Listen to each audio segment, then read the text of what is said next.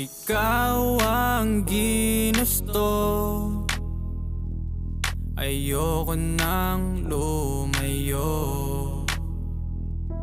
Ang dami ng tukso, sa'yo lang naman ako.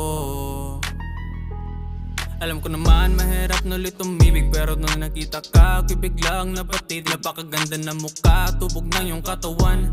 Di ako papayag, di kita matitikman. Kaya ako'y napasabik at biglang napatanong kung taga saan at no ba ang tunay na pangalan mo. May nagsabi na ganto, ganyan daw yung issue mo. Sabi ko ang ganda niya, pinagtawanan ako. At ako'y nalilito kung itutuloy pa ba. Gusto ko talaga sa kanya makaisa. Talagang nasa isip at gusto nang kausapin. Kung pwede ba na ngayon ako naman kanyang kitain. Na baka swerte ko naman at gusto na din ako. Gusto ko diretso na, wag madami pang tanong. Unti-unting napamahal, tangin na ba't ganto to. Tropa ko nag-alangan at tinatapik ako. Nagpangabot at nagsama na kami. Pinainit ang gabi, sulit ang laman. Tinanong kanino ka lang.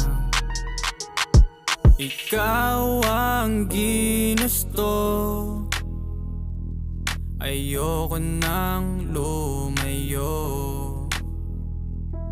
Ang dami ng tukso, sa'yo lang naman ako.